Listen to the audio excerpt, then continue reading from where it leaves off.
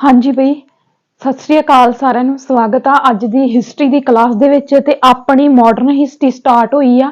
Modern history ਦੀ ਇੱਕ class ਆਪਾਂ ਪਹਿਲਾਂ ਲਾ ਚੁੱਕੇ ਆ ਤੇ ਮੈਂ ਇੱਕ ਵਾਰੀ ਦੱਸਦਾ ਜਿਹੜੇ ਬੱਚੇ ਨਵੇਂ ਆਏ ਆ ਇਸ ਵੀਡੀਓ ਤੇ कि ਜਿਹੜੀ ਮੇਰੀ SST ਆ ਜਾਂ ਮੇਰਾ ਟੀਚਿੰਗ ਆਫ ਵੇ ਜੋ ਵੀ ਹੈਗਾ ਵਾ ਉਹ ਇੱਕ ਪੂਰਾ ਕ੍ਰਿਟਿਸਿਜ਼ਮ ਵਾਲਾ ਹੁੰਦਾ। मतलब कि मैं पंजाब बोर्ड तो NCERT तो निचोड़ कढ़ के सारी हिस्टरी सारी जोग्राफी इस तरीके दे नाल करवा रही हाँ। देखो असी 7th क्लास की हिस्टरी कर चुके सी कंपैरिजन करके NCERT तो भी ते SCERT तो भी। उस तो बाद आपां 8th क्लास की भी एवें शुरू की सी। जदों आपां 8th क्लास की शुरू की सी ते 8th क्लास की हिस्टरी साडी किहड़ी आ मॉडर्न हिस्टरी आ। हुण मॉडर्न हिस्टरी दे विच जिहड़ी आपां पहली क्लास सी उहदे विच मैं तुहानूं दस्सिया सी कि मतलब जिहड़ा एक जेम्स मिल सी हना तरीका किवें बदलदियां सारा कुछ मतलब कि एक तुहाडा मैं बेस बनाया ही मॉडर्न हिस्टरी नूं स्टार्ट करन दा। ते अज साडा अगला चैप्टर हैगा वा जदों तुसीं पंजाब बोर्ड ते वेखोगे ते पंजाब बोर्ड ते दूजा चैप्टर हैगा वा भारत विच ईस्ट इंडिया कंपनी दी स्थापना। ते NCERT दे चैप्टर की आ NCERT दे चैप्टर हैगा वा ਵਪਾਰ ਤੋਂ ਸਮਾਜ ਤੱਕ ਕੰਪਨੀ ਦੀ ਸੱਤਾ ਸਥਾਪਿਤ ਹੁੰਦੀ ਹੈ। मतलब ਇਹਦੇ ਵਿੱਚ ਡਾਟਾ ਜਿਹੜਾ ਵਾ मतलब ਚੈਪਟਰ ਨਾਲ ਸੇਮ ਹੀ ਆ ਬਸ ਥੋੜਾ ਜਿਹਾ ਉਹਨਾਂ ਨੇ ਹੋਰ ਤਰੀਕੇ ਦੇ ਨਾਲ ਚੈਪਟਰ ਦਾ ਨਾਮ ਦਿੱਤਾ ਇਹਨਾਂ ਨੇ ਕਿਸੇ ਹੋਰ ਤਰੀਕੇ ਦੇ ਨਾਲ ਚੈਪਟਰ ਦਾ ਨਾਮ ਦਿੱਤਾ। ਅੱਜ ਵਾਲੀ ਕਲਾਸ ਬਹੁਤ ਜ਼ਿਆਦਾ ਇੰਪੋਰਟੈਂਟ ਆ ਬਹੁਤ ਜ਼ਿਆਦਾ ਇੰਟਰਸਟਿੰਗ ਆ ਐਂਡ ਤੱਕ ਬਣੇ ਰਹੋਗੇ ਤੁਹਾਨੂੰ ਲੱਗਣਾ ਹੀ ਨਹੀਂ ਵੀ ਅਸੀਂ ਮॉडर्न हिस्ट्री पढ़ रहे ਹਾਂ। ਤੁਹਾਨੂੰ ਲੱਗੂਗਾ ਵੀ मैं ਕਿਸੇ ਫਿਲਮ ਦੀ ਸਟੋਰੀ ਸੁਣ ਰਿਹਾ ठीक है ਜਾਂ मैं कोई कहानी सुन रहा ठीक है एंड तक बने रहो। वेखो हुंदा की है क्योंकि इत्थे आके कंपनी की स्थापना होनी आ। वेखो याद करो कहते कि प्राचीन काल तो ही भारत के यूरोप देशों नाल व्यापारक संबंध सन। याद करो जदों मैं तुहानूं सिंधु घाटी सभ्यता करवाया सी उहदे विच आपां सिंधु घाटी सभ्यता दे लोकां दे मिस्र दे नाल व्यापारक संबंध कीते सी। ओहदा मतलब ये कि प्राचीन काल तो ही जिहड़े साडे भारत दे लोक सी उन्हां दे व्यापारक संबंध हैगे सी ठीक है यूरोप दे नाल यूरोप कंटीनेंट दे नाल हना। कहंदे भारत यूरोपी व्यापार दे 3 मुख रस्ते सन। ये रस्ते 15वीं सदी विच पश्चिमी एशिया ते दक्षिणी पूर्वी यूरोप दे प्रदेशां विच तुर्कां दा साम्राज्य स्थापित हो जाण करके बंद हो गए। गल नूं ध्यान दे नाल सुणियो आपां पढ़दे हां कि वास्को डी गामा ने समुद्री रस्ते दी खोज कीती हना ते गल आउंदी है कि वो समुंदर दे रस्ते राही ही क्यों आए पर इत्थे ते इन्हां ने कहा कि 3 रस्ते हैगे सी बिल्कुल हैगे सी पर ये रस्ते समाप्त हो गए क्योंकि आ वाला 15वीं सदी आउंदे आउंदे मतलब कि 18वीं आपां हुण 18वीं सदी कर रहे हैं क्योंकि आधुनिक जिहड़ा कालक्रम आ भारत विच आधुनिक इतिहास दा कालक्रम आधुनिक काल दा जिहड़ा कालक्रम आ वो 18वीं सदी तो आरंभ हुंदा जबकि बाकी देशां विच 16वीं सदी तो हुंदा। ये सारा कुछ मैं तुहानूं पहली वीडियो च कराया है ना।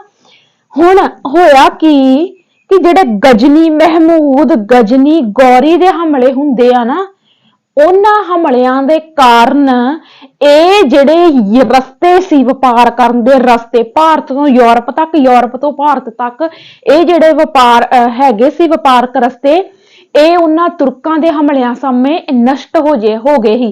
तां उन्हां ने कहा कि ਇਹ मतलब पश्चिमी एशिया ते दक्षिणी पूर्वी तुर्कां दा साम्राज्य स्थापित हो जाण कारण बंद हो गया क्योंकि जो गजनी गौरी आ गया तुहानूं पता ही तबाही मचाई सी उन्हां ने ते उन्हां दी वजह करके ये रस्ते जिहड़े सी बंद हो गए क्योंकि बहुत तबाही मचाई सी बहुत लुੱਟ मार है ना।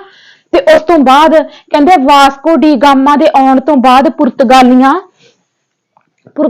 ने भारत नाल व्यापार करना शुरू कीता। ते मैं ये चीज तुहानूं पहलां ही करा चुकी हां कि जदों वास्को डी गामा आउंदा वा अटलांटिक महासागर नूं पार करके है ना अटलांटिक महासागर दे कंढे कंढे आउंदा वा कैंप ऑफ गुड होप बंदरगाह दा नाम है। उस बंदरगाह दी खोज भी किहने कीती वास्को डी गामा ने कीती।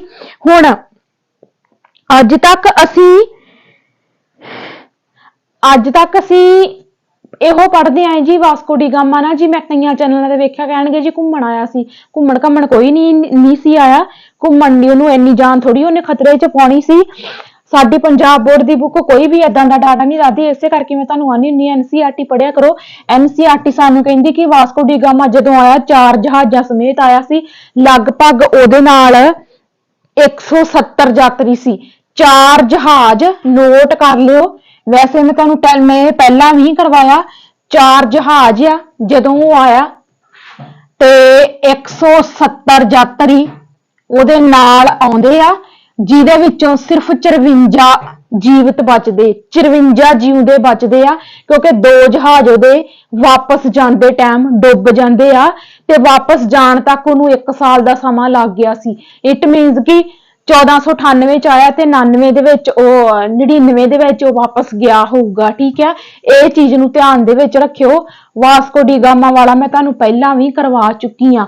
ਹੁਣ ਸਮਝ ਲੱਗ ਗਈ ਇਥੋਂ ਹਨਾ ਕਿ ਪ੍ਰਾਚੀਨ ਕਾਲ ਤੋਂ ਹੀ ਭਾਰਤ ਦੇ ਜਿਹੜੇ ਵਪਾਰਕ ਸੰਬੰਧ ਸੀ ਯੂਰਪ ਦੇਸ਼ਾਂ ਦੇ ਨਾਲ, 3 ਰਸਤੇ ਹੈਗੇ ਸੀ ਵਪਾਰ ਕਰਨ ਦੇ, ਜਿਹੜੇ ਕਿ ਤੁਰਕਾਂ ਦੇ ਸਾਮਰਾਜ ਦੇ ਸਮੇਂ ਕੀ ਹੋ ਗਏ, ਸਮਾਪਤ ਹੋ ਗਏ। ਤੇ ਉਸ ਤੋਂ ਬਾਅਦ ਵਾਸਕੋ ਡੀ ਗਾਮਾ ਨੇ ਸਮੁੰਦਰੀ ਰਸਤੇ ਦੀ ਖੋਜ ਕੀਤੀ, ਜਿਹੜਾ ਕਿ 4 ਜਹਾਜ਼ਾਂ ਦੇ ਸਮੇਤ ਆਇਆ। ਰਸਤੇ ਦੇ ਵਿੱਚ ਉਹਦੇ 2 ਜਹਾਜ਼ ਡੁੱਬ ਗਏ। 170 ਯਾਤਰੀਆਂ ਦੇ ਵਿੱਚੋਂ ਉਹਦੇ ਜਿਹੜੇ ਸੀ 54 ਉਹਦੇ ਨਾਲ ਜਿਹੜੇ ਯਾਤਰੀ ਸੀ ਉਹ ਜੀਵਤ ਬਚੇ ਸੀ। ਗੱਲ ਕਲੀਅਰ? ਅੱਗੇ ਜਾਂਦੇ ਆ ਅਗਲੇ ਪੁਆਇੰਟ ਤੇ।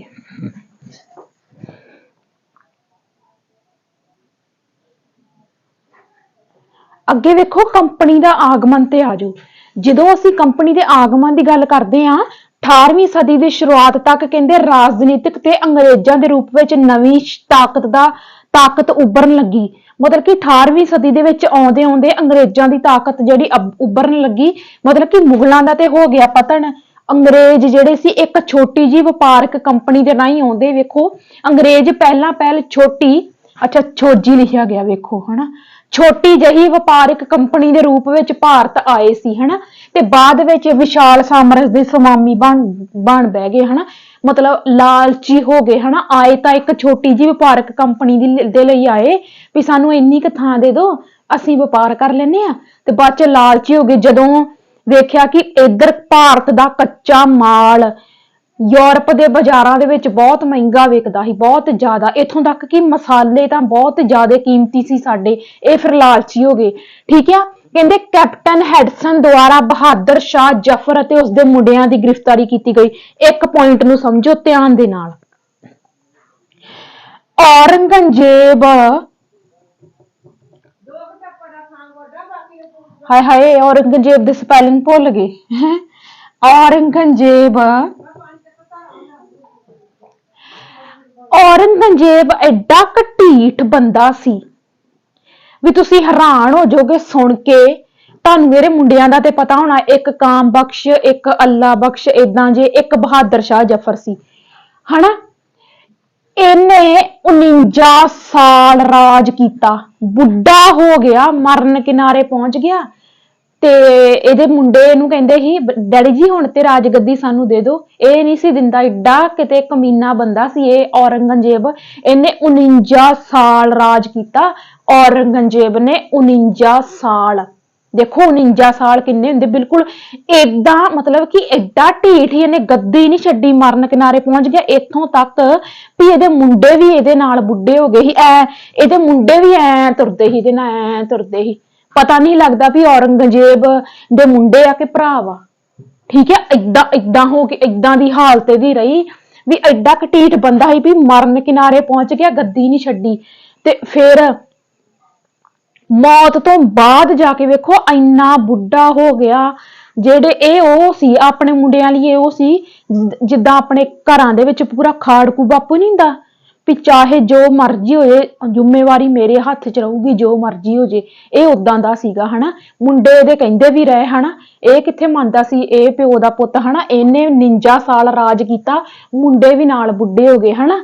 ਤੇ ਫਿਰ ਰਾਜ ਛੱਡਿਆ ਕਦੋਂ ਜਾਣਾ ਸੀ, ਜਦੋਂ ਮਰ ਜੂਗਾ।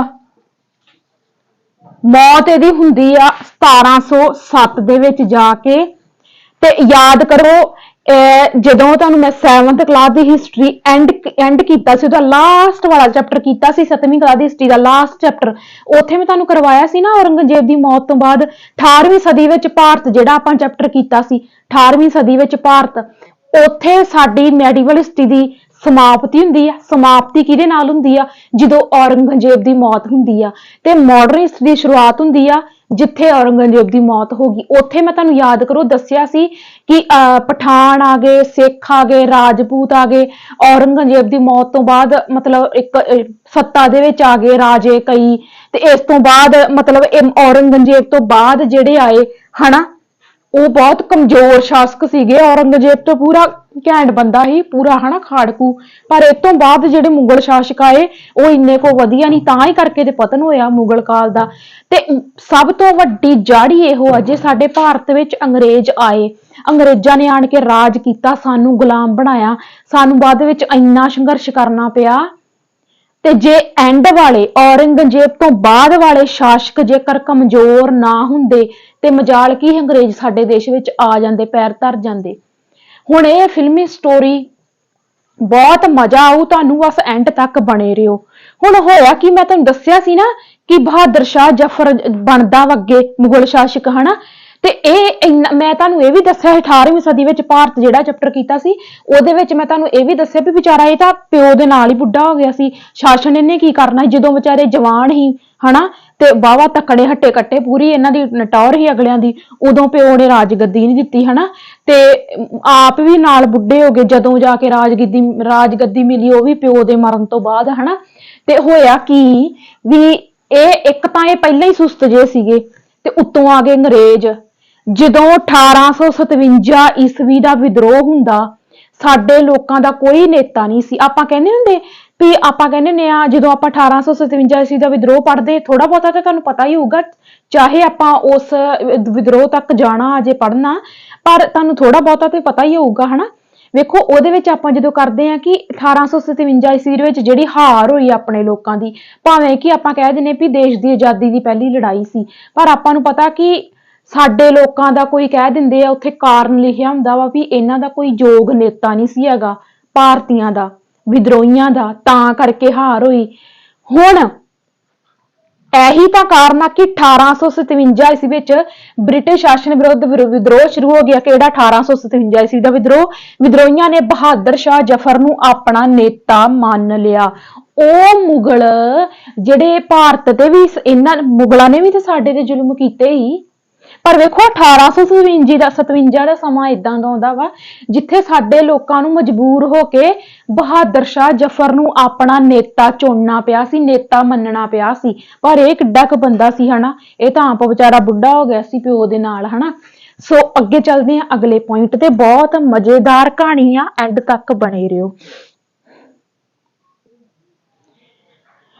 ਅਗਲੀ ਚੀਜ਼ ਨੂੰ ਸਮਝਿਓ, ਜੇਕਰ ਪੁੱਛਿਆ ਜਾਵੇ ਵੀ ਈਸਟ ਇੰਡੀਆ ਕੰਪਨੀ ਨੇ ਇੰਗਲੈਂਡ ਦੀ ਮਹਾਰਾਣੀ ਐਲਿਜ਼ਾਬੈਥ ਤੋਂ ਵਪਾਰ ਕਰਨ ਦਾ ਜਿਹੜਾ ਇਜਾਜ਼ਤਨਾਮਾ ਵਾ, ਇਹਨੂੰ ਚਾਰਟਰ ਵੀ ਕਿਹਾ ਜਾਂਦਾ। ਇਜਾਜ਼ਤਨਾਮਾ ਦਾ ਮਤਲਬ ਹੁੰਦਾ ਵਾ ਮਨਜ਼ੂਰੀ ਲੈ ਲੈਣੀ। ਇਹ ਮਨਜ਼ੂਰੀ ਕਦੋਂ ਲਈ, ਸਨ 1600 ਦੇ ਵਿੱਚ ਇਹਨਾਂ ਨੇ ਮਨਜ਼ੂਰੀ ਲੈ ਲਈ। ਤੇ ਇੱਕ ਆਹ ਚੀਜ਼ ਨੂੰ ਸਮਝਿਓ, ਮਾਰਚੈਂਟ ਐਡਵੈਂਚਰਜ਼ ਕੀ ਆ, ਉੱਥੇ ਪੁੱਛ ਲੈਣ ਵੀ ਮਾਰਚੈਂਟ ਐਡਵੈਂਚਰਜ਼ ਕੀ ਆ, ਤੇ ਤੁਸੀਂ ਤੇ ਹੁਣ NCERT ਪੜ੍ਹੀ ਨਹੀਂ, ਤੇ ਉੱਥੇ ਫਿਰ ਮੂੰਹ ਚੁੱਕ ਕੇ ਵੇਖੋਗੇ ਹਨਾ। ਇਸ ਕਰਕੇ ਮੈਂ ਤੁਹਾਨੂੰ ਕੱਲਾ ਕੱਲਾ ਸ਼ਬਦ ਕਰਾਉਣੀ ਨਹੀਂ ਆ, ਤੇ ਇਸੇ ਹੀ ਕਰਕੇ ਆ ਵੇਖੋ, ਇਹੀ ਰੀਜ਼ਨ ਆ ਸਾਡੀ SCERT ਤੇ ਸਾਡੀ NCERT ਦਾ ਨਿਚੋੜ ਆ ਸ਼ਬਦ NCERT ਦੇ ਵਿੱਚ ਦਿੱਤਾ ਵਾ। ਮਾਰਚੈਂਟ ਐਡਵੈਂਚਰਜ਼ ਕੀ ਸੀ, ਇੰਗਲੈਂਡ ਦਾ ਇੱਕ ਵਪਾਰੀ ਗਰੁੱਪ ਸੀ, ਇੰਗਲੈਂਡ ਦਾ ਇੱਕ ਵਪਾਰੀ ਸਮੂਹ ਸੀ, ਮਤਲਬ ਵਪਾਰ ਕਰਦੇ ਸੀ, ਇੱਕ ਗਰੁੱਪ ਸੀ। ਕਹਿੰਦੇ ਇਜਾਜ਼ਤਨਾਮੇ ਤੋਂ ਬਾਅਦ ਕੰਪਨੀ ਭਾਰਤ ਵਿੱਚ ਬਿਨਾਂ ਕਿਸੇ ਟੈਕਸ ਦੇ ਵਪਾਰ ਕਰ ਸਕਦੀ ਸੀ, ਸਸਤੇ ਭਾਅ ਚੀਜ਼ਾਂ ਖਰੀਦ ਕੇ ਤੇ ਮਹਿੰਗੇ ਭਾਅ ਵੇਚ ਸਕਦੀ ਸੀ। ਨਜ਼ਾਰੇ ਵੱਜ ਗਏ ਇਹਨਾਂ ਨੂੰ। ਹੁਣ ਅੱਗੇ ਕੀ ਹੋਇਆ, ਅੱਗੇ ਦੀ ਕਹਾਣੀ ਸਮਝਿਓ, ਇਸ ਤੋਂ ਬਾਅਦ ਹੋਣਾ ਕੀ ਆ।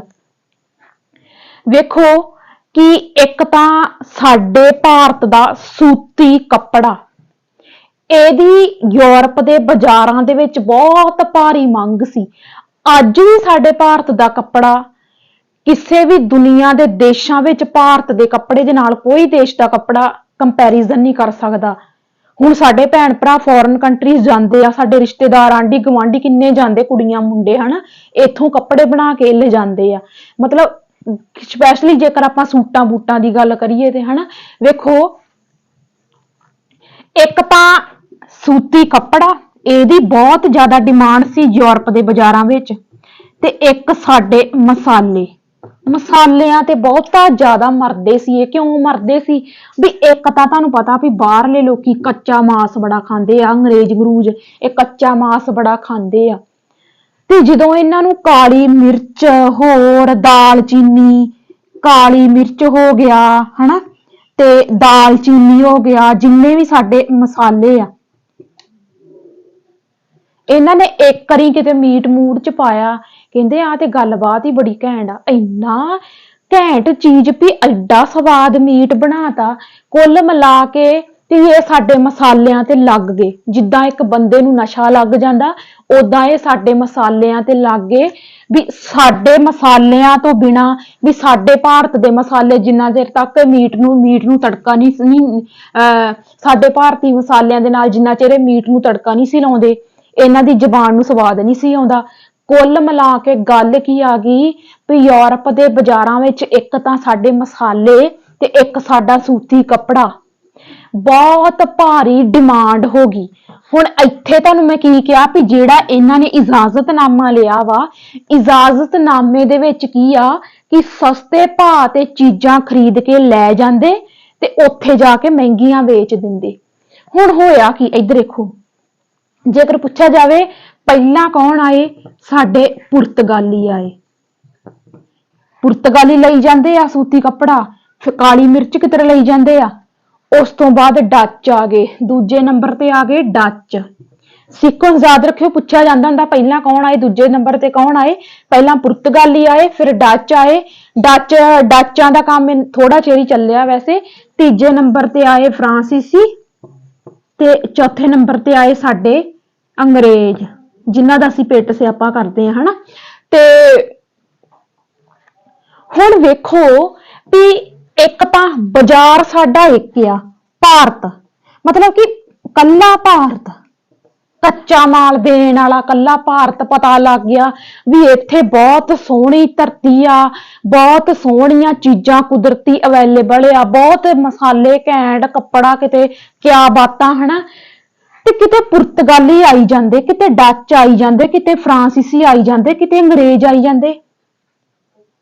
ਹੋਇਆ ਕਿ ਸਾਡੇ ਭਾਰਤ ਦਾ ਜਿਹੜਾ ਕੱਚਾ ਮਾਲ, ਜਾਂ ਭਾਰਤ ਦੇ ਬਾਜ਼ਾਰਾਂ ਦੀ ਗੱਲ ਲਾ ਲਓ, ਆ ਸਾਰੀਆਂ ਚੀਜ਼ਾਂ ਮਹਿੰਗੀਆਂ ਹੋ ਗਈਆਂ। ਮਹਿੰਗੀਆਂ ਤੇ ਆਪੇ ਹੋਣੀਆਂ, ਡਿਮਾਂਡ ਵੇਖੋ ਕਿੰਨੀ।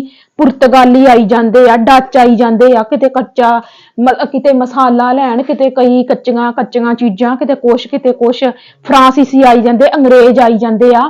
ਹੌਲੀ ਹੌਲੀ ਕਹਿ ਲਓ ਵੀ ਇੱਕ ਘੈਂਟ ਗੱਲਬਾਤ ਜੀ ਬਣ ਗਈ ਭਾਰਤ ਦੀਆਂ ਚੀਜ਼ਾਂ ਦੀ, ਕਿ ਸਾਡੀ ਵੀ ਕੋਈ ਹੋਣਾ ਵੀ ਸਾਡੀਆਂ ਚੀਜ਼ਾਂ ਬਾਹਰਲੇ ਦੇਸ਼ਾਂ ਤੱਕ ਵੀ ਕੰਡੀਆਂ ਵਾ। ਟੌਰ ਜਾਂ ਮਤਲਬ ਫੱਕਰ ਜਿਹਾ ਹੋ ਗਿਆ ਹਨਾ। ਕੁੱਲ ਮਿਲਾ ਕੇ ਗੱਲ ਕੀ ਹੋ ਗਈ ਵੀ ਆ ਸਾਰੀਆਂ ਚੀਜ਼ਾਂ ਦਾ ਰੇਟ ਵਧਣ ਲੱਗ ਗਿਆ, ਮਹਿੰਗੀਆਂ ਹੋ ਗਈਆਂ ਸਾਰੀਆਂ ਚੀਜ਼ਾਂ ਭਾਰਤ ਦੇ ਵਿੱਚ। ਜਦੋਂ ਮਹਿੰਗੀਆਂ ਹੋ ਗਈਆਂ ਤੇ ਜਦੋਂ ਇੱਥੋਂ ਮਹਿੰਗੀਆਂ ਖਰੀਦ ਕੇ ਜਾਂਦੇ ਯੂਰਪ, ਉੱਥੇ ਜਾ ਕੇ ਇਹਨਾਂ ਨੂੰ ਮੁਨਾਫਾ ਘੱਟ ਮਿਲਣ ਲੱਗ ਗਿਆ। ਜਦੋਂ ਮੁਨਾਫਾ ਘੱਟ ਮਿਲਣ ਲੱਗ ਗਿਆ ਤੇ ਇਹ ਆਂਦੇ ਵੀ ਹੁਣ ਏਦਾਂ ਕਹਾਣੀ ਨਹੀਂ ਰੁਕਾਉਣੀ। ਤੇ ਪੁਰਤਗਾਲੀ ਸੋਚਣ ਲੱਗ ਗਏ ਕਿ ਭਾਰਤ ਦੇ ਵਿੱਚ ਹੀ ਕੰਪਨੀ ਲਾ ਲਈ ਜਾਵੇ, ਫਿਰ ਮੁਨਾਫਾ ਹੋਣਾ। ਡੱਚ ਕਹਿਣ ਲੱਗ ਗਏ ਚਲੋ ਡੱਚਾਂ ਦਾ ਤੇ ਕੋਈ ਬਾਹਲਾ ਰੌਲਾ ਰੱਪਾ ਨਹੀਂ ਪਿਆ, ਇਹ ਵਿਚਾਰੇ ਉਹੋ ਜਿਹੇ ਹੀ ਹਨਾ, ਮੇਰੇ ਵਰਗੇ ਹਨਾ, ਇਹ ਛੇਤੀ ਚਲ ਗਏ। ਉਧਰੋਂ ਫਰਾਂਸੀਸੀ ਵੀ ਹੁਣ ਤੇ ਉਧਰੋਂ ਚੀਜ਼ਾਂ ਖਰੀਦ ਕੇ ਲਿਆਉਣੇ ਆ ਤੇ ਉੱਥੇ ਹੋ ਗਈਆਂ ਮਹਿੰਗੀਆਂ, ਇੱਥੇ ਸਸਤੀਆਂ ਵਿਕੀ ਜਾਂਦੀਆਂ ਵਾ। ਤੇ ਇਹ ਗੱਲ ਨਹੀਂ ਬਣਨੀ, ਕਿਉਂ ਨਾ ਭਾਰਤ ਦੇ ਵਿੱਚ ਹੀ ਕੰਪਨੀ ਲਾਈ ਜਾਵੇ, ਵਪਾਰਕ ਕੰਪਨੀ। ਉਧਰੋਂ ਅੰਗਰੇਜ਼। ਹੁਣ ਹੋਇਆ ਕੀ ਆ, ਪੁਰਤਗਾਲੀਆਂ ਦਾ ਤੇ ਕੰਮ ਹੋ ਗਿਆ ਸਮਾਪਤ, ਠੀਕ ਹੈ, ਡੱਚਾਂ ਦਾ ਵੀ ਹੋ ਜਾਂਦਾ ਸਮਾਪਤ ਛੇਤੀ। ਗਰਾਰੀ ਕਿਹਨਾਂ ਦੀ ਫਸਣੀ ਆ, ਫਰਾਂਸੀਸੀਆਂ ਦੀ ਤੇ ਅੰਗਰੇਜ਼ਾਂ ਦੀ।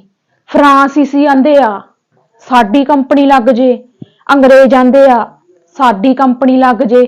ਬਸ ਇੱਥੋਂ ਹੀ ਅਸਲੀ ਕਹਾਣੀ ਸ਼ੁਰੂ ਹੋਣੀ ਆ, ਕਿਉਂਕਿ ਫਰਾਂਸੀਸੀਆਂ ਤੇ ਅੰਗਰੇਜ਼ਾਂ ਦੇ ਵਿੱਚ ਜਿਹੜੀਆਂ ਲੜਾਈਆਂ ਹੋਣੀਆਂ, ਉਹ 3 ਲੜਾਈਆਂ ਬਹੁਤ ਜ਼ਿਆਦਾ ਇੰਪੋਰਟੈਂਟ ਆ। ਕਰਨਾਟਕ ਦੀ ਪਹਿਲੀ ਲੜਾਈ, ਕਰਨਾਟਕ ਦੀ ਦੂਜੀ ਲੜਾਈ, ਕਰਨਾਟਕ ਦੀ ਤੀਜੀ ਲੜਾਈ।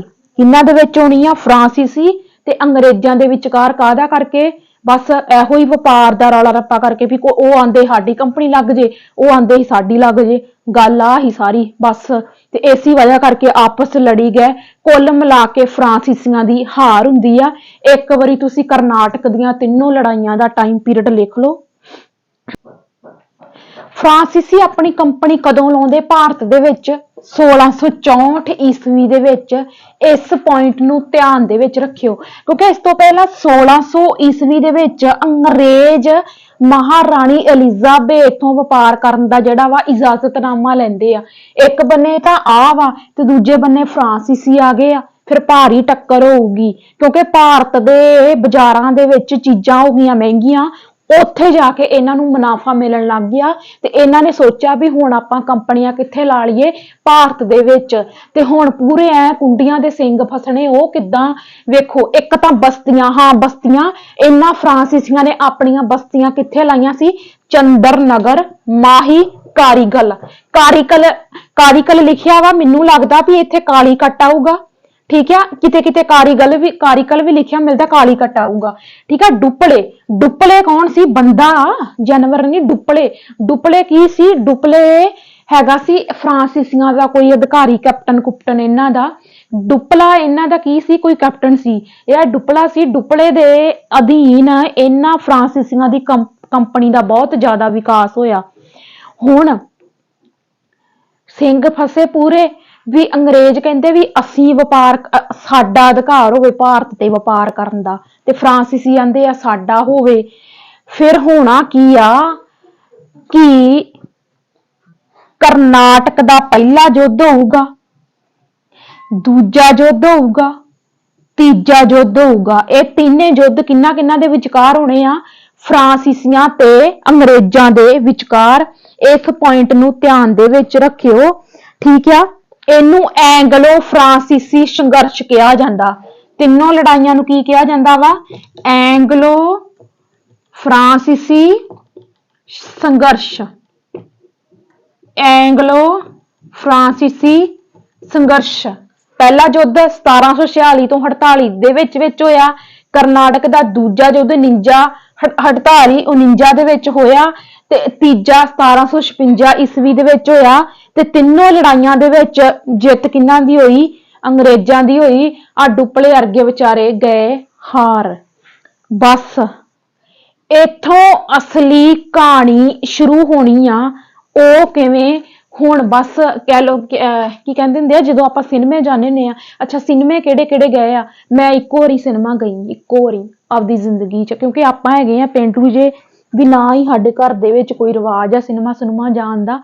मैं जदों बीएड करदी सी उदों सानू लैके गए सी साडे कॉलेज वाले, हना, सिनेमा देखण। सिनेमे जिहड़े गए होणगे उन्हां नूं पता होऊगा कि इंटरवल हुंदा, इंटरवल। साडा इंटरवल हो गया, इंटरवल हो गया ते हुण तुसीं जाना नहीं आ, क्योंकि जेकर तुसीं किसे सिनेमा हाल बैठे हुंदे हना ते उत्थे तां हुण टिकट दित्ती आ, उत्थे तां बैठांगे ही आपां, हना, भावें इंटरवल हो गया। पर इत्थे ना कोई फीस, मुफ्त दे विच, नाले तां पूरा फिल्मी स्टोरी वांगू मजा वा ते नाले तुहाडा फायदा। ठीक है, ते देखो भी इंटरवल हो गया। इंटरवल तो बाद आपां आ गए फेर। हुण साडी असली कहानी शुरू होनी आ बंगाल। पहलां ते बंगाल दे बारे सुनो। एक तां बंगाल आ जिहड़ा, हना, बंगाल वपारक पक्ष तो भारत दा केंद्री धुरा।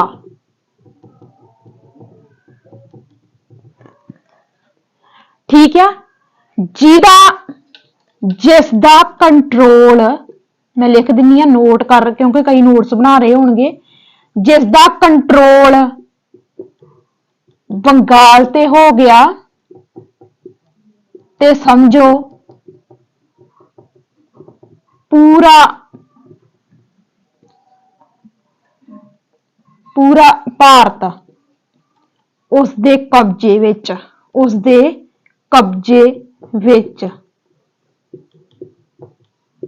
जिद्दां अज दे समय दिल्ली आ, ਉਹ ਸਮੇਂ ਬੰਗਾਲ ਸੀ।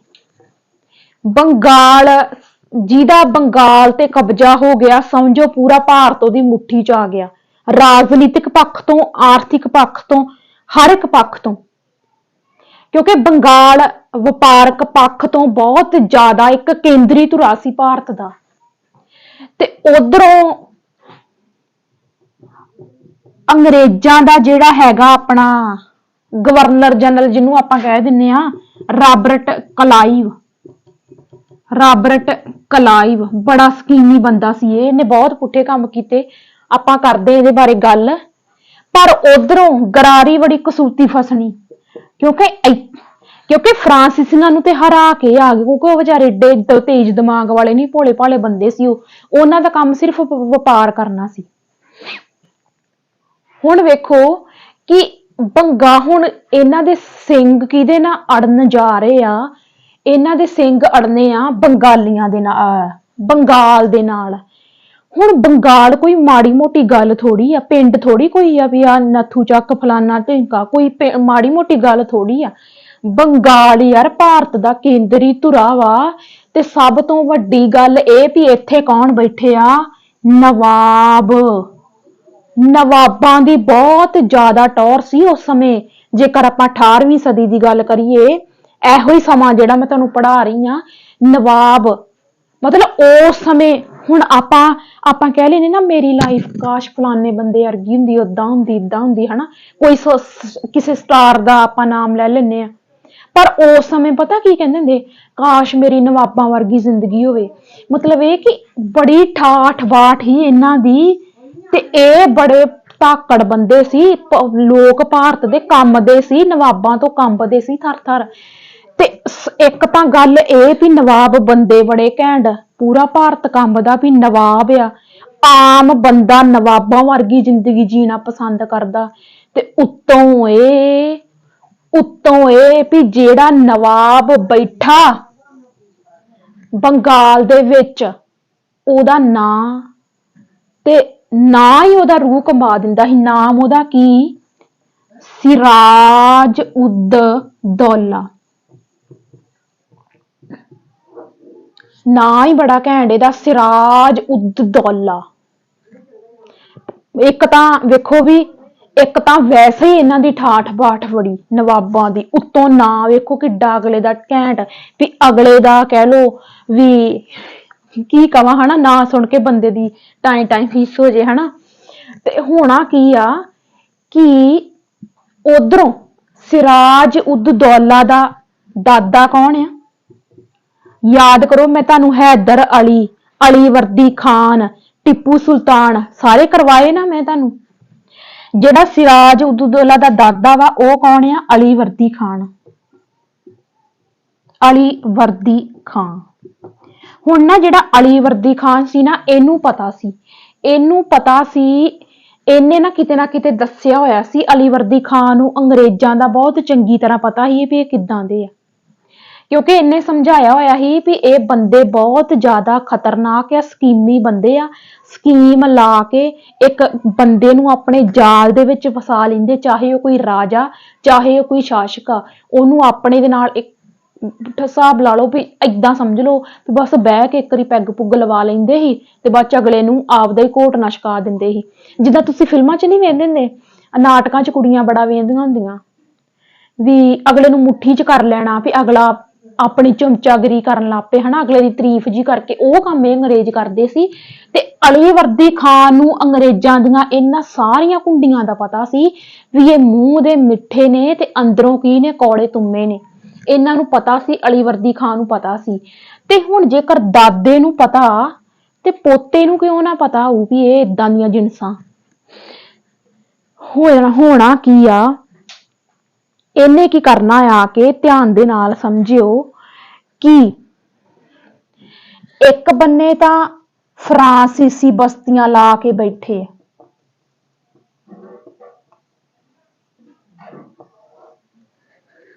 ਇੱਕ ਬੰਨੇ ਅੰਗਰੇਜ਼ਾਂ ਨੇ ਬਸਤੀਆਂ ਲਾਈਆਂ। ਯਾਦ ਕਰੋ, ਜਦੋਂ ਮੈਂ ਤੁਹਾਨੂੰ 18ਵੀਂ ਸਦੀ ਵਿੱਚ ਭਾਰਤ ਕਰਾਇਆ ਸੀ, ਉੱਥੇ ਮੈਂ ਤੁਹਾਨੂੰ ਫੁਰਕੁਸ਼ੀਅਰ ਦੱਸਿਆ ਸੀ। ਫੁਰਕੁਸ਼ੀਅਰ ਫਰੂਖਸ਼ੀਅਰ ਵੀ ਸ਼ਾਸਕ ਬਣਦਾ, ਭਾਵੇਂ ਥੋੜੇ ਸਮੇਂ ਲਈ ਬਣਦਾ। ਕਰਾਇਆ ਸੀ ਨਾ, ਕਰਾਇਆ ਸੀ ਹਨਾ। ਫਰੂਖਸ਼ੀਅਰ ਜਿਹੜਾ ਵਾ ਇਹ ਕੀ ਕਰਦਾ ਵਾ, ਅੰਗਰੇਜ਼ ਉਦੋਂ ਵੀ ਅੰਗਰੇਜ਼ਾਂ ਦੀ ਕੰਪਨੀ ਹੈਗੀ ਸੀ ਫਰੂਖਸ਼ੀਅਰ ਦੇ ਸਮੇਂ, ਕੋਈ ਮਤਲਬ ਅੱਜ ਆਹ ਵਾਲੇ ਸਮੇਂ ਤੋਂ ਕੁਛ 3-4 ਸਾਲ ਪਹਿਲਾਂ ਦੀ ਗੱਲ ਹੈ, ਕੋਈ ਜ਼ਿਆਦਾ ਨਹੀਂ। ਇਹ ਫਰੂਖਸ਼ੀਅਰ ਨੂੰ ਕਹਿੰਦੇ ਵੀ ਤੈਨੂੰ ਨਾ ਵੀ ਮਤਲਬ ਅਧਿਕਾਰ ਜੁਕਾ ਕੀਤਾ ਹੋਇਆ ਸੀ ਇਹਨਾਂ ਨੇ, ਕਹਿੰਦੇ 3000 ਸਾਲਾਨਾ ਟੈਕਸ ਤੂੰ ਦੇ, ਸਾਨੂੰ ਦੇਣਾ ਪਊ ਤੈਨੂੰ। ਫਰੂਖਸ਼ੀਅਰ ਇੱਕ ਕਹਿ ਲਓ ਵੀ ਹੁਣ ਸਿਰਾਜ ਉਦੌਲਾ ਤੇ ਐਡਾ ਘੈਂਟ ਅਣਖੀ ਖਾਨਦਾਨ ਹਨਾ ਨਵਾਬਾਂ ਦਾ, ਇਹ ਫਰੂਖਸ਼ੀਅਰ ਕਰਕੇ ਥੋੜੀ ਹੀ ਮਾੜੀ ਮੋਟੀ ਗੱਲ ਥੋੜੀ ਇਹਨਾਂ ਵਰਗੀ ਹਨਾ। ਤੇ ਫਰੂਖਸ਼ੀਅਰ ਜਿਹੜਾ ਸੀ ਨਾ, ਇਹ ਕਹਿੰਦਾ ਵੀ ਮੇਰੇ ਤੋਂ ਟੈਕਸ ਤੇ ਨਹੀਂ ਦਿੱਤਾ ਜਾਣਾ ਸਾਲਾਨਾ, ਤੇ ਐ ਕਰਦਾ ਵਾਂ ਕਿ ਮੈਂ ਤੁਹਾਨੂੰ ਟੈਕਸ ਦੇ ਬਦਲੇ, ਠੀਕ ਆ, ਕਿ ਵੀ ਮੈਂ ਤੁਹਾਨੂੰ ਟੈਕਸ ਦੇ ਬਦਲੇ ਬੰਗਾਲ, ਬਿਹਾਰ ਤੇ ਉੜੀਸਾ, ਮੇਰੇ ਕੋਲ ਸਾਲਾਨਾ ਟੈਕਸ ਨਹੀਂ ਦਿੱਤਾ ਜਾਣਾ, ਮੈਂ ਤੁਹਾਨੂੰ ਇਹਨਾਂ 3 ਇਲਾਕਿਆਂ ਦੇ ਵਿੱਚ ਇਸ ਟੈਕਸ ਦੇ ਬਦਲੇ ਵਪਾਰ ਕਰਨ ਦੀ ਮਨਜ਼ੂਰੀ ਦੇ ਦਿੰਨਾ, ਵੀ ਮੈਂ ਟੈਕਸ ਨਹੀਂ ਦੇ ਸਕਦਾ। ਤੇ ਅੰਗਰੇਜ਼ਾਂ ਨੂੰ ਤੇ ਮੌਜਾਂ ਲੱਗ ਗਈਆਂ, ਉਹ ਚਾਹੁੰਦੇ ਹੀ ਇਹੋ ਕੁਝ, ਉਹ ਤੇ ਅੱਗੇ ਹੀ ਇਹੋ ਚਾਹੁੰਦੇ ਸੀ ਹਨਾ। ਤੇ ਕੁੱਲ ਮਿਲਾ ਕੇ ਫਰੂਖਸ਼ੀਅਰ ਨੇ ਕਰਤਾ ਉਹੀ ਕੰਮ ਹਨਾ। ਤੇ ਇਹਦੇ ਨਾਲੋਂ ਤੇ 3000 ਟੈਕਸ ਦੇ ਦਿੰਦਾ, ਉਹ ਨਹੀਂ ਸੀ ਚੰਗਾ, ਬਸ ਇਹਨਾਂ ਦਾ ਹੀ ਸਿਆਪਾ ਹੋਇਆ ਸਾਰਾ ਹਨਾ। ਤੇ ਉਧਰੋਂ ਹੋਇਆ ਕਿ ਅਲੀ ਵਰਦੀ ਖਾਨ ਤੋਂ ਬਾਅਦ ਸਿਰਾਜੁਦੌਲਾ ਉਹਦਾ ਪੋਤਾ ਜਿਹੜਾ ਵਾ ਇਹ ਰਾਜਗੱਦੀ ਤੇ ਬਹਿੰਦਾ ਵਾ। ਇੱਕ ਮਿੰਟ, ਮੈਂ ਥੋੜਾ ਜਿਹਾ ਭੁੱਲ ਗਈ, ਮੈਨੂੰ ਦੱਸ ਲੈਂਦੋ ਵੀ ਇਹ ਕਦੋਂ ਬਹਿੰਦਾ ਰਾਜਗੱਦੀ ਤੇ।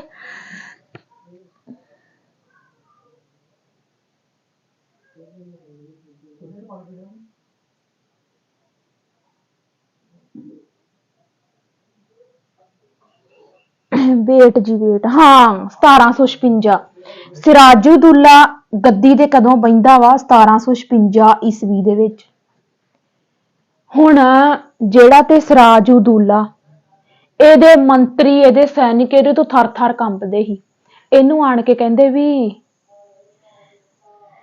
ਕਲਕੱਤੇ ਦੇ ਵਿੱਚ ਨਾ ਅੰਗਰੇਜ਼ਾਂ ਨੇ ਤੇ ਫਰਾਂਸੀਸੀਆਂ ਨੇ ਕਿਲ੍ਹੇਬੰਦੀ ਕਰਨੀ ਸ਼ੁਰੂ ਕਰ ਦਿੱਤੀ। ਇਹ ਆਂਦਾ ਏਦਾਂ ਕਿੱਦਾਂ ਹੋ ਸਕਦਾ, ਮੇਰੇ ਹੁੰਦਿਆਂ ਕੋਈ ਬਾਹਰਲਾ ਆ ਕੇ ਕਿੱਦਾਂ ਕਿਲ੍ਹੇਬੰਦੀ ਕਰ ਲੂ। ਆਂਦਾ ਚੱਕ ਲਿਆਓ ਸਾਰਿਆਂ ਨੂੰ, ਠੀਕ ਆ, ਫਰਾਂਸੀਸੀਆਂ ਨੂੰ ਫੜ ਲਿਆ, ਅੰਗਰੇਜ਼ਾਂ ਨੂੰ ਫੜ ਲਿਆ। ਫਰਾਂਸੀਸੀ ਵਿਚਾਰੇ ਭੋਲੇ ਜਿਹੇ ਹੀ ਮੇਰੇ ਵਰਗੇ। ਫਰਾਂਸੀਸੀ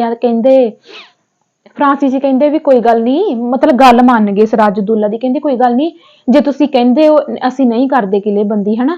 ਤੇ ਵਿਚਾਰੇ ਕਹਿ ਲਓ ਵੀ ਬਹਿ ਗਏ ਮੂਤ ਦੀ ਝਾਗ ਵਾਂਗੂ ਹਨਾ। ਤੇ ਸਿਰਾਜੁਦੌਲਾ ਮਤਲਬ ਕਿ ਸਿਰਾਜੁਦੌਲਾ ਨੇ ਜੋ ਕਿਹਾ ਫਰਾਂਸੀਸੀਆਂ ਨੇ ਮੰਨ ਲਿਆ। ਅੰਗਰੇਜ਼ ਬੜੀ ਕੁੱਤੀ ਚੀਜ਼ ਸੀ, ਇਹ ਨਹੀਂ ਹਟੇ ਕਿਲ੍ਹੇਬੰਦੀ ਕਰਨੋਂ, ਇਹ ਨਹੀਂ ਹਟੇ। ਫਰਾਂਸੀਸੀ ਹਟ ਗਏ ਤੇ ਫਰਾਂਸੀਸੀ ਚਲ ਗਏ, ਇਹਨਾਂ ਨੇ ਕਿਲ੍ਹੇਬੰਦੀ ਨਹੀਂ ਕੀਤੀ, ਪਰ ਅੰਗਰੇਜ਼ ਡਟੇ ਰਹੇ। ਜਦੋਂ ਅੰਗਰੇਜ਼ ਡਟੇ ਰਹੇ ਤੇ ਅੰਗਰੇਜ਼ਾਂ ਨੇ ਵਿਦਰੋਹ ਵੀ ਕੀਤਾ, ਪ੍ਰੋਟੈਸਟ ਕੀਤਾ, ਬਹੁਤ ਕੀਤਾ, ਪਰ ਕਾਫੀ ਅੰਗਰੇਜ਼ ਮਾਰੇ ਵੀ ਸਿਰਾਜੁਦੌਲਾ ਨੇ। ਬਹੁਤ ਕਾਂਡ ਕੀਤਾ ਸੀ ਇਹਨੇ ਅੰਗਰੇਜ਼ਾਂ ਦਾ, ਕਿਤੇ ਖੰਗਣ ਨਹੀਂ ਦਿੱਤੇ ਜਿੰਨਾ ਚਿਰ ਤੱਕ ਸਿਰਾਜੁਦੌਲਾ। ਅੱਛਾ ਮੈਂ ਨਾ ਬੋਰਡ ਸਾਫ਼ ਕਰ ਲਾਂ, ਠੀਕ ਆ, ਕਿਉਂਕਿ ਸਾਡੀ ਬਹੁਤ ਘੈਂਟ ਫਿਲਮੀ ਸਟੋਰੀ ਚੱਲ ਰਹੀ ਆ।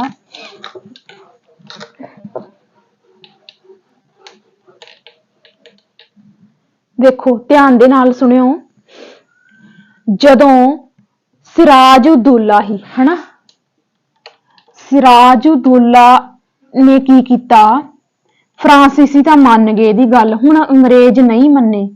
ਇਹਨੂੰ ਬੜਾ ਗੁੱਸਾ ਆਇਆ ਤੇ ਇਹਨੇ ਨੇਰੀ ਲਿਆਂਦੀ ਅੰਗਰੇਜ਼ਾਂ ਦੀ। ਜਦੋਂ ਨੇਰੀ ਲਿਆਂਦੀ ਤਾਂ ਅੰਗਰੇਜ਼ ਅਧਿਕਾਰੀ ਜਿਹੜੇ ਉਸ ਸਮੇਂ ਹੋਣਗੇ ਕੰਪਨੀ ਦੇ, ਉਹ ਵਾਪਸ ਕਿੱਥੇ ਚਲ ਗਏ, ਇੰਗਲੈਂਡ ਚਲ ਗਏ।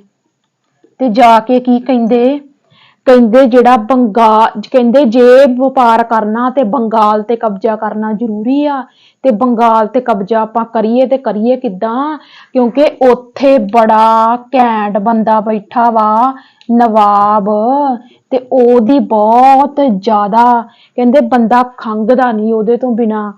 ਤੇ ਜਿੰਨਾ ਚਿਰ ਤੱਕ ਸਿਰਾਜੁਦੌਲਾ ਨੂੰ ਕਿਸੇ ਬੰਨੇ ਨਾ ਲਾਇਆ ਤੇ ਆਪਣਾ ਬੰਗਾਲ ਤੇ ਕਬਜ਼ਾ ਨਹੀਂ ਹੋ ਸਕਦਾ, ਠੀਕ ਆ। ਉਧਰੋਂ ਜਿਹੜਾ ਸਿਰਾਜੁਦੌਲਾ ਦਾ ਮੰਤਰੀ ਸੀ, ਮੰਤਰੀ ਕੌਣ ਸੀ? ਮੀਰ ਜਾਫਰ।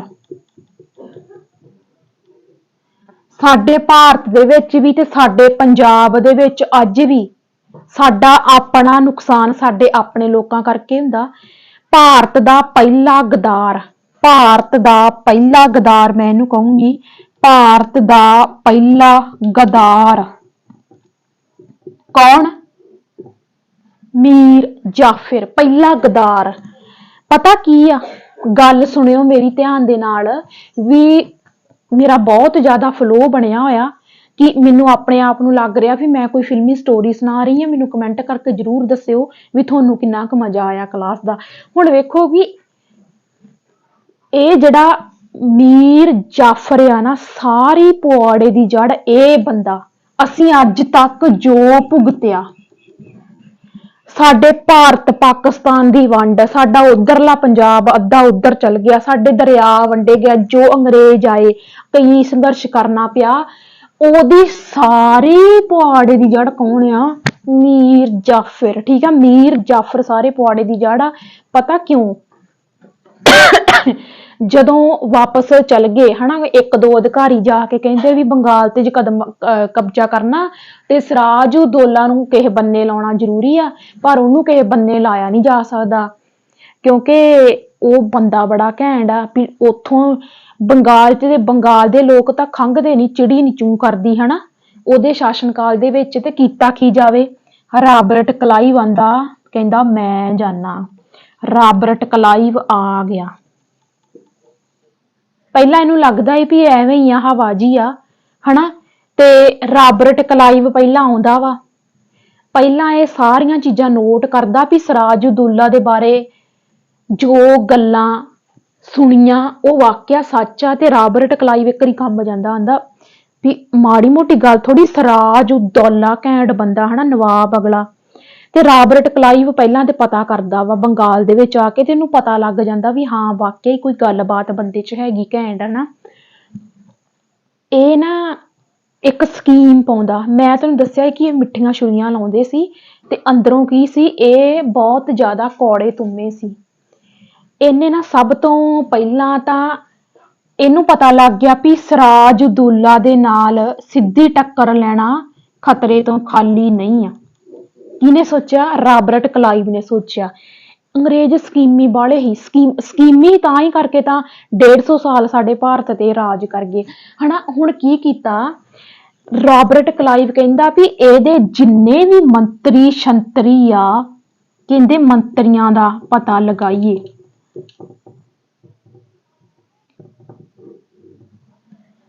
ਜਦੋਂ ਇਹਨੇ ਪਤਾ ਲਗਾਇਆ ਤੇ ਇਹਨੂੰ ਪਤਾ ਲੱਗਾ ਵੀ ਜਿਹੜਾ ਮੀਰ ਜਾਫਰ ਆ ਉਹ ਸਿਰਾਜਉਦੌਲਾ ਦਾ ਕੀ ਆ? ਮੰਤਰੀ ਆ। ਬਸ ਇੱਥੋਂ ਅਸਲੀ ਕਹਾਣੀ ਸ਼ੁਰੂ ਹੋਈ ਕਿਉਂਕਿ ਇਹਨੇ ਮੀਰ ਜਾਫਰ ਨੂੰ ਆਪਣੇ ਹੱਥਾਂ ਦੇ ਵਿੱਚ ਕਠਪੁਤਲੀ ਬਣਾ ਲੈਣਾ, ਇਹ ਇਹਨੇ ਸੋਚਿਆ ਸੀ। ਹੁਣ ਬਸ ਜਦੋਂ ਪਤਾ ਲੱਗ ਗਿਆ ਵੀ ਮੀਰ ਜਾਫਰ ਨਾਂ ਦਾ ਕੋਈ ਬੰਦਾ ਇਹਦਾ ਮੰਤਰੀ ਆ, ਇਹ ਮੀਰ ਜਾਫਰ ਨੂੰ ਮਿਲਣ ਚਲਾ ਗਿਆ। ਐਡੇ ਕ ਮਿੱਠੇ ਛੁਰੇ ਸੀ ਤੇ ਜਾ ਕੇ ਉਹਨੂੰ ਕਹਿੰਦਾ ਤੁਸੀਂ ਨਵਾਬ ਹੋ। ਮੀਰ ਜਾਫਰ ਨੂੰ ਕਹਿੰਦਾ ਤੁਸੀਂ ਨਵਾਬ ਹੋ। ਅਗਲਾ ਤੇ ਨਵਾਬ ਦਾ ਮੰਤਰੀ ਆ। ਜਦੋਂ ਅਗਲੇ ਨੂੰ ਕਿਹਾ ਵੀ ਤੁਸੀਂ ਨਵਾਬ ਹੋ ਤੇ ਮੀਰ ਜਾਫਰ ਕਹਿੰਦਾ ਮੈਂ ਨਵਾਬ ਲੱਗਦਾ ਵਾਂ ਹਨਾ। ਆਪਾਂ ਨੂੰ ਕੋਈ ਕਵੇ ਵੀ ਤੂੰ ਪ੍ਰੋਫੈਸਰ, ਤੁਸੀਂ ਪ੍ਰੋਫੈਸਰ ਹੋ, ਮੈਨੂੰ ਕੋਈ ਕਵੇ ਤੁਸੀਂ ਪ੍ਰੋਫੈਸਰ ਹੋ, ਮੈਂ ਕਹੂੰਗੀ ਹਾਏ ਮੈਂ ਪ੍ਰੋਫੈਸਰ ਲੱਗਦੀ ਹੈ ਤਾਂ ਮੈਂ ਪਿੰਡੂ ਜੀ ਦੇਸੀ ਜੀ ਹਨਾ। ਤੇ ਇਹਦੇ ਨਾਲ ਵੀ ਏਦਾਂ ਹੀ ਹੋਇਆ। ਰਾਬਰਟ ਕਲਾਈਵ ਜਾ ਕੇ ਕਹਿੰਦਾ ਮੀਰ ਜਾਫਰ ਨੂੰ, ਕਹਿੰਦਾ ਵੀ ਤੁਸੀਂ ਵੀ ਨਵਾਬ ਹੋ।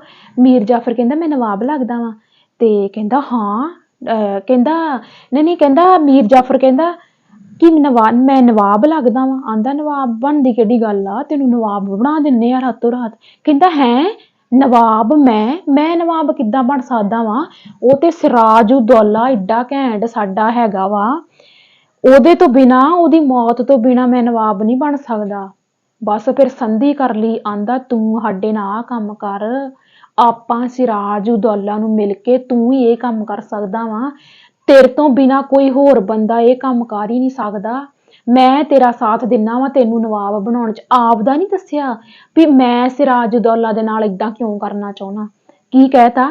ਕਹਿੰਦਾ ਵੀ ਲਿਆ ਮੈਂ ਤੇਰੀ ਮਦਦ ਕਰ ਦਿੰਨਾ ਵਾਂ ਜੇ ਤੂੰ ਨਵਾਬ ਕਿਉਂਕਿ ਤੇਰੀ ਤਾਂ ਲੁੱਕ ਹੀ ਨਵਾਬਾਂ ਵਰਗੀ ਆ ਹਨਾ ਵੀ ਤੂੰ ਦੇਖਣ 'ਚ ਵੀ ਨਵਾਬ ਲੱਗਦਾ ਵਾ ਤੂੰ ਸੋਹਣਾ ਲੱਗਦਾ ਵਾ ਜੇਕਰ ਤੂੰ ਨਵਾਬ ਬਣ ਗਿਆ ਤੇ ਤੂੰ ਸੋਹਣਾ ਲੱਗੇਗਾ ਜ਼ਿਆਦਾ ਸਿਰਾਜ ਉਦੌਲੇ ਨਾਲੋਂ ਤੈਨੂੰ ਨਵਾਬ ਬਣਨਾ ਚਾਹੀਦਾ ਹਨਾ ਵੀ ਤੈਨੂੰ ਇੰਨੇ ਸਾਲ ਹੋ ਗਏ ਮੰਤਰੀ ਬਣੇ ਨੂੰ ਤੇ ਮੀਰ ਜਾਫਰ ਤੇ ਫੁੱਲ ਗਿਆ ਕਹਿੰਦਾ ਵੀ ਆਹ ਤੇ ਕੰਮ ਰੋਕ ਆ ਗਿਆ ਜਿਹੜਾ ਇੰਨੇ ਚਿਰ ਦਾ ਸੁਪਨਾ ਪੂਰਾ ਨਹੀਂ ਹੋਇਆ ਹੁਣ ਪੂਰਾ ਹੋਣ ਜਾ ਰਿਹਾ ਤੇ ਰਾਬਰਟ ਕਲਾਈਵ ਕਹਿੰਦਾ ਫਿਰ ਨਾ ਆਪਾਂ ਨੂੰ ਇੱਕ ਕੰਮ ਕਰਨਾ ਪਊਗਾ ਤੇ ਤੂੰ ਨਾ ਮੇਰੀ ਜਿਹੜੀ ਸਿਰਾਜ ਉਦੌਲਾ ਦੇ ਨਾਲ ਲੜਾਈ ਹੋਣੀ ਆ ਉਹਦੇ ਵਿੱਚ ਤੈਨੂੰ ਮੇਰਾ ਸਾਥ ਦੇਣਾ ਪਊਗਾ ਕਰਤੀ ਗਦਾਰੀ ਮੀਰ ਕਾਸਮ ਤੇ ਮਰ ਗਿਆ ਉੱਥੇ ਹੀ ਨਵਾਬ ਬਣਨ ਦੇ ਸੁਪਨੇ ਵੇਖਣ ਡਿਆ ਸੀ ਉਹ ਪਹਿਲਾਂ ਹੀ ਤੇ ਉਹਨੂੰ ਉਹ ਰਾਹ ਮਿਲ ਗਿਆ ਤੇ ਕਹਿੰਦਾ ਠੀਕ ਆ ਹੁਣ ਕੀ ਹੋਣਾ ਵਾ ਅਗਲੀ ਕਹਾਣੀ ਸਮਝੋ ਕਿ ਅਗਲੀ ਕਹਾਣੀ ਨੂੰ ਸਮਝੋ ਕਿ ਜਿਹੜਾ ਸਾਡਾ ਸਿਰਾਜ ਉਦ ਦੌਲਾ ਏ ਤੇ ਪਲੱਸ ਰਾਬਰਟ ਕਲਾਈਵ ਇਹਨਾਂ ਦੇ ਵਿਚਕਾਰ ਕੀ ਹੋਣੀ ਆ ਪਲਾਸੀ ਦੀ ਲੜਾਈ ਜਿਹੜੀ ਕਿ ਬਹੁਤ ਜ਼ਿਆਦਾ ਇੰਪੋਰਟੈਂਟ ਆ ਪਲਾਸੀ ਦੀ ਲੜਾਈ ਜਿਹੜੀ ਆ ਇੰਪੋਰਟੈਂਟ ਤਾਂ ਵਾ ਕਿਉਂਕਿ ਪਲਾਸੀ ਦੀ ਲੜਾਈ ਦੀ ਹਾਰ ਦੇ ਨਾਲ ਹੀ ਸਿਰਾਜ ਉਦ ਦੌਲਾ ਦੀ ਹਾਰ ਦੇ ਨਾਲ ਹੀ ਅੰਗਰੇਜ਼ ਸਾਡੇ ਦੇਸ਼ ਦੇ ਵਿੱਚ ਛਾ ਗਏ ਹਨਾ ਇਹ ਲੜਾਈ ਕਦੋਂ ਹੋਈ 23 ਜੂਨ 1757 ਦੇ ਵਿੱਚ ਸਿਰਾਜ ਉਦ ਦੌਲਾ ਐਡਾ ਕ ਘੈਂਟ ਨਵਾਬ ਸੀ ਇੱਕ ਅਣਖੀ ਬੰਦਾ ਇਹਦੀ ਹਾਰ ਇਹਦੀ ਆਪ ਦੀ ਕਿਸੇ ਕਮਜ਼ੋਰੀ ਕਾਰਨ ਨਹੀਂ ਹੋਈ ਇਹਦੀ ਹਾਰ ਮੀਰ ਜਾਫਰ ਦੀ ਗਦਾਰੀ ਕਾਰਨ ਹੋਈ ਕਹਿੰਦੇ ਹੁੰਦੇ ਨਾ ਆਪਦੇ ਹੀ ਬੈਠੇ ਹੁੰਦੇ ਆ ਢਿੱਡ 'ਚ ਛੁਰੀਆਂ ਮਾਰਨ ਨੂੰ ਹਨਾ ਵੀ ਜੱਫਾ ਪਾਓ ਤੇ ਅਗਲੇ ਢਿੱਡ 'ਚ ਛੁਰੀ ਮਾਰ ਦਿੰਦੇ ਆ ਉਹ ਕੰਮ ਇਹਨੇ ਕੀਤਾ ਸੀ ਵਿਚਾਰਾ ਮੈਨੂੰ ਤਰਸ ਆਉਂਦਾ ਹੁੰਦਾ ਵੈਸੇ ਮੈਂ ਜਦੋਂ ਪੜ੍ਹਦੀ ਹੁੰਦੀ ਨਾ ਇਹਦੇ ਬਾਰੇ ਮੈਨੂੰ ਤਰਸ ਆਉਂਦਾ ਹੁੰਦਾ ਸਿਰਾਜ ਉਦ ਦੌਲਾ ਏਡਾ ਕਿ ਘੈਂਟ ਬੰਦਾ ਸੀ ਜੇ ਇਹਦੇ ਨਾਲ ਗਦਾਰੀ ਨਾ ਹੁੰਦੀ ਤੇ ਮਜਾਲ ਕੀ ਸਾਡੇ ਦੇਸ਼ ਵਿੱਚ ਅੰਗਰੇਜ਼ ਵੜ ਜਾਂਦੇ ਮੀਰ ਜਾਫਰ ਨੇ ਗਦਾਰੀ ਕਰਤੀ ਇਹਦੀ ਗਦਾਰੀ ਦੀ ਵਜ੍ਹਾ ਕਾਰਨ ਪਲਾਸੀ ਦੀ ਲੜਾਈ ਵਿੱਚੋਂ ਸਿਰਾਜ ਉਦ ਦੌਲਾ ਕੀ ਆ ਹਾਰ ਜਾਂਦਾ ਵਾ ਤੇ ਸਿਰਾਜ ਉਦ ਦੌਲਾ ਨੂੰ ਕੈਦ ਕਰ ਲਿਆ ਜਾਂਦਾ ਮਤਲਬ ਰਾਬਰਟ ਕਲਾਈਵ ਕੀ ਕਰਦਾ ਵਾ ਸਿਰਾਜ ਉਦ ਦੌਲਾ ਨੂੰ ਕੀ ਕਰ ਦਿੰਦਾ ਵਾ ਕੈਦ ਕਰ ਲੈਂਦਾ ਵਾ ਤੇ ਕੈਦ ਕਰਕੇ ਕੈਦ ਤੋਂ ਕੁਝ ਟਾਈਮ ਬਾਅਦ ਇਹਨੂੰ ਮਾਰ ਦਿੱਤਾ ਜਾਂਦਾ ਵਾ ਸਿਰਾਜ ਉਦ ਦੌਲਾ ਨੂੰ ਤੇ ਉਧਰੋਂ ਜਿਹੜਾ ਮੀਰ ਜਾਫਰ ਆ ਇਹਦਾ ਤੇ ਸੁਪਨਾ ਪੂਰਾ ਹੋ ਗਿਆ ਪਰ ਇਹਨੂੰ ਬਾਅਦ ਵਿੱਚ ਜਾ ਕੇ ਪਤਾ ਲੱਗਣਾ ਵੀ ਮੈਂ ਕੀ ਕੀਤਾ ਸੀ ਮੀਰ ਜਾਫਰ ਜਿਹੜਾ ਸੀ ਨਾ ਇਹਨੂੰ ਬਣਾਤਾ ਨਵਾਬ ਕਿੱਥੋਂ ਦਾ ਬੰਗਾਲ ਦਾ ਪਰ ਅੰਗਰੇਜ਼ ਤੇ ਚਾਲ ਤੇ ਸੀ ਉਹਨਾਂ ਨੇ ਤੇ ਗੇਮ ਖੇਡੀ ਉਹਨਾਂ ਦੀ ਗੇਮ ਹੀ ਮਾਸਟਰਮਾਈਂਡ ਬੰਦੇ ਸੀ ਉਹ ਇਹਨੂੰ ਸਿਰਫ ਨਾਂ ਦਾ ਹੀ ਨਵਾਬ ਬਣਾਇਆ ਬੰਗਾਲ ਦਾ ਸਾਰਾ ਹੀ ਕੰਟਰੋਲ ਅੰਗਰੇਜ਼ਾਂ ਦੇ ਹੱਥ ਵਿੱਚ ਆ ਗਿਆ ਠੀਕ ਆ ਸਾਰਾ ਹੀ ਕੰਟਰੋਲ ਅੰਗਰੇਜ਼ਾਂ ਦੇ ਹੱਥ ਵਿੱਚ ਆ ਗਿਆ ਮਤਲਬ ਇਹ ਵੀ ਮੀਰ ਜਾਫਰ ਜਿਹੜਾ ਵਾ ਇਹ ਬੰਗਾਲ ਦੇ ਵਿੱਚ ਸਿਰਫ ਨਾਂ ਦਾ ਹੀ ਨਵਾਬ ਬਣ ਕੇ ਬੈਠਾ ਜੀ ਮੈਂ ਨਵਾਬ ਆ ਤੇ ਬਾਕੀ ਸਾਰਾ ਕੰਟਰੋਲ ਕਿਹਦੇ ਹੱਥ 'ਚ ਅੰਗਰੇਜ਼ਾਂ ਦੇ ਹੱਥ 'ਚ ਬਸ ਕੁਝ ਕੁ ਸਾਲ ਬੀਤੇ 4-5 ਸਾਲ ਬੀਤੇ ਇਹਨੂੰ ਹੋਸ਼ ਕੀ ਆਈ ਕਹਿੰਦਾ ਵੀ ਮੈਂ ਕਾਹਦਾ ਨਵਾਬ ਆ ਕੋਈ ਮੇਰਾ ਹੁਕਮ ਨਹੀਂ ਮੰਨਦਾ ਕੋਈ ਮੇਰੀ ਗੱਲ ਨਹੀਂ ਮੰਨਦਾ ਕੋਈ ਕੰਟਰੋਲ ਮੇਰੇ ਹੱਥ 'ਚ ਨਹੀਂ ਮੈਂ ਕਾਹਦਾ ਨਵਾਬ ਆ ਇਹਨੂੰ ਜਾਗ ਜੀ ਆ ਗਈ ਤੇ ਇਹਨੇ ਨਾ ਅੰਗਰੇਜ਼ਾਂ ਤੋਂ ਆਜ਼ਾਦ ਹੋਣ ਦੀ ਕੋਸ਼ਿਸ਼ ਕੀਤੀ ਅਗਲੇ ਆਜ਼ਾਦ ਹੋਣ ਦਿੰਦੇ ਸੀ ਅਗਲਿਆਂ ਦੀ ਵਜ੍ਹਾ ਕਰਕੇ ਤੇ ਨਵਾਬ ਬਣਿਆ ਸੀ ਕਠਪੁਤਲੀ ਹੀ ਬਸ ਫਿਰ ਜਦੋਂ ਇਹਨੇ ਟੱਕਰ ਲਈ ਤੇ ਮੀਰ ਜਾਫਰ ਨੂੰ ਅਗਲਿਆਂ ਨੇ ਗੱਦੀ ਤੋਂ ਲਾਤਾ ਠੀਕ ਹੈ ਇੱਥੋਂ ਤੱਕ ਕਮੈਂਟ ਕਰਕੇ ਮੈਨੂੰ ਦੱਸਿਓ ਵੀ ਸਿਰਾਜ ਉਦ ਦੌਲਾ ਹਾਰ ਗਿਆ ਅੰਗਰੇਜ਼ਾਂ ਦਾ ਹੋ ਗਿਆ ਬੰਗਾਲ ਤੇ ਕੰਟਰੋਲ ਤੇ ਮੀਰ ਜਾਫਰ ਦੀ ਗਦਾਰੀ ਕਾਰਨ ਸਿਰਾਜ ਉਦ ਦੌਲਾ ਹਾਰਿਆ ਤੇ ਮੀਰ ਜਾਫਰ ਨੂੰ ਇਹਨਾਂ ਨੇ ਸਿਰਫ ਨਾਂ ਦਾ ਹੀ ਨਵਾਬ ਬਣਾਇਆ ਬੰਗਾਲ ਦੇ ਵਿੱਚ ਕੀ ਕਹਿ ਕੇ ਵੀ ਤੂੰ ਬੰਗਾਲ ਦਾ ਨਵਾਬ ਆ ਤੇ ਪਰ ਉਹ ਸਿਰਫ ਅੰਗਰੇਜ਼ਾਂ ਦੇ ਹੱਥਾਂ ਵਿੱਚ ਕਠਪੁਤਲੀ ਬਣ ਗਿਆ ਠੀਕ ਆ। ਪਰ ਕੁਛ ਸਮੇਂ ਬਾਅਦ ਜਾ ਕੇ ਮੀਰ ਜਾਫਰ ਨੂੰ ਹੋਸ਼ ਆਉਂਦੀ ਆ ਤੇ ਮੀਰ ਜਾਫਰ ਇਹਨਾਂ ਦੇ ਨਾਲ ਟੱਕਰ ਲੈਂਦਾ, ਅੰਗਰੇਜ਼ਾਂ ਦੇ ਨਾਲ। ਜਦੋਂ ਵਿਦਰੋਹ ਕਰਦਾ ਵਾ ਵੀ ਤੁਸੀਂ ਤਾਂ ਮੈਨੂੰ ਚਮਚਾ ਬਣਾਇਆ ਹੋਇਆ ਆਪਦਾ, ਕੋਈ ਕੰਟਰੋਲ ਮੇਰੇ ਹੱਥ 'ਚ ਨਹੀਂ, ਹੱਦ ਵਾਲੀ ਗੱਲ ਆ, ਉਦਾਂ ਤੁਸੀਂ ਮੈਨੂੰ ਨਵਾਬ ਬਣਾਇਆ ਹਨਾ। ਤੇ ਬਸ ਫਿਰ ਮੀਰ ਜਾਫਰ ਨੂੰ ਲਾ ਦਿੰਦੇ ਗੱਦੀ ਤੋਂ, ਪੁਆ ਕਿਉਂ ਮਾਰਦੇ, ਕਹਿੰਦੇ ਚੱਲ ਤੁਰਦਾ ਬਣ, ਕਹਿੰਦੇ ਸਾਡੀ ਵਜ੍ਹਾ ਕਰਕੇ ਨਵਾਬ ਬਣਿਆ ਬੈਠਾ, ਸਾਡੀ ਬਿੱਲੀ ਸਾਨੂੰ ਮਿਆਊ ਹਨਾ, ਕਹਿੰਦੇ ਤੁਰਦਾ ਬਣ। ਤੇ ਮੀਰ ਜਾਫਰ ਨੂੰ ਗੱਦੀ ਤੋਂ ਲਾ ਦਿੱਤਾ ਜਾਂਦਾ। ਅੱਗੇ ਕੀ ਹੁੰਦਾ, ਅਗਲੀ ਕਹਾਣੀ ਬਹੁਤ ਜ਼ਿਆਦਾ ਇੰਟਰਸਟਿੰਗ ਆ ਕਿ ਅੱਗੇ ਕੀ ਹੁੰਦਾ, ਕਿਉਂਕਿ ਬੰਗਾਲ ਤੋਂ ਕੰਟਰੋਲ ਕਰਕੇ ਇਹਨਾਂ ਨੇ ਪੂਰੇ ਭਾਰਤ ਦੇ ਵਿੱਚ ਫੈਲਣਾ। ਇਹ ਕਿੱਦਾਂ ਗੇਮਾਂ ਖੇਡਦੇ, ਇੱਕ ਗੇਮ ਤਾਂ ਇੱਥੇ ਖੇਡ ਗਏ, ਅੱਗੇ ਇਹਨਾਂ ਨੇ ਬਹੁਤ ਜ਼ਿਆਦੀਆਂ ਗੇਮਾਂ ਖੇਡਣੀਆਂ ਅੰਗਰੇਜ਼ਾਂ ਨੇ। ਉਹ ਸਾਰੀਆਂ ਗੇਮਾਂ ਮੈਂ ਤੁਹਾਨੂੰ ਫਿਲਮੀ ਸਟੋਰੀ ਦੇ ਰਾਹੀਂ ਦੱਸੂਗੀ ਤੇ ਆਪਾਂ ਮਿਲਾਂਗੇ ਅਗਲੀ ਵੀਡੀਓ ਦੇ ਵਿੱਚ, ਕਿਉਂਕਿ ਅੱਜ ਮੈਂ ਕਿਤੇ ਗਈ ਸੀ, ਥੋੜੀ ਥਕਾਵਟ ਜਿਹੀ ਵੀ ਫੀਲ ਹੋ ਰਹੀ ਆ। ਵੈਸੇ ਮੈਂ ਇੱਕ ਪੂਰਾ ਐਂਡ ਹੀ ਕਰਾ ਦੇਣਾ ਸੀ, ਪਰ ਮੈਨੂੰ ਲੱਗਿਆ ਕਿਉਂਕਿ ਮਾਈਕ ਵੀ ਮੈਂ ਚਾਰਜ ਲਾਉਣਾ ਭੁੱਲ ਗਈ, ਮੈਂ ਮਤਲਬ ਚਾਰਜ ਲਾ ਕੇ ਜਾਣਾ ਸੀ, ਤੇ ਮੈਨੂੰ ਇਹ ਆ ਕਿ ਕਿਤੇ ਮਾਈਕ ਨਾ ਵਿੱਚੋਂ ਡੈਡ ਹੋ ਗਿਆ ਤੇ ਆਪਣੀ ਕਲਾਸ ਖਰਾਬ ਹੋ ਜੂਗੀ, ਸੀਕੁਐਂਸ ਖਰਾਬ ਹੋ ਜੂਗਾ। ਠੀਕ ਆ। ਮੀਰ ਜਾਫਰ ਦੇ ਨਾਲ ਗੱਦੀ ਤੇ ਲਾਉਣ ਤੋਂ ਬਾਅਦ ਅੱਗੇ ਦਾ ਪ੍ਰੋਸੈਸ ਕੀ, ਅਗਲੀ ਕਹਾਣੀ ਕੀ ਆ, ਇਹਦੇ ਲਈ ਤੁਹਾਨੂੰ ਕਰਨੀ ਪਊਗੀ ਵੇਟ। ਤੇ ਜੇਕਰ ਵੀਡੀਓ ਵਧੀਆ ਲੱਗੀ ਤਾਂ ਮੈਨੂੰ ਪੜ੍ਹਾਉਣ ਦੇ ਵਿੱਚ ਬਹੁਤ ਜ਼ਿਆਦਾ ਮਜ਼ਾ ਆਇਆ ਤੇ ਮੈਨੂੰ ਉਮੀਦ ਆ ਕਿ ਤੁਹਾਨੂੰ ਵੀ ਪੜ੍ਹ ਕੇ ਬਹੁਤ ਮਜ਼ਾ ਆਇਆ ਹੋਊਗਾ। ਤੇ ਆਪਾਂ ਮਿਲਾਂਗੇ ਅਗਲੀ ਵੀਡੀਓ ਦੇ ਵਿੱਚ ਤੇ ਅਗਲੀ ਕਹਾਣੀ ਕਰਾਂਗੇ ਅਗਲੀ ਵੀਡੀਓ ਦੇ ਵਿੱਚ। ਮੀਰ ਜਾਫਰ ਦੇ ਨਾਲ ਅੱਗੇ ਕੀ ਕੀ ਵਾਪਰਿਆ ਤੇ ਕਿਵੇਂ ਅੰਗਰੇਜ਼ਾਂ ਨੇ ਪੂਰੇ ਭਾਰਤ ਦੇ ਵਿੱਚ ਆਪਣਾ ਅਧਿਕਾਰ ਜਮਾਇਆ, ਇਹਦੇ ਲਈ ਤੁਹਾਨੂੰ ਕਰਨੀ ਪਊਗੀ ਵੇਟ। ਸਤਿ ਸ੍ਰੀ ਅਕਾਲ ਸਾਰਿਆਂ ਨੂੰ।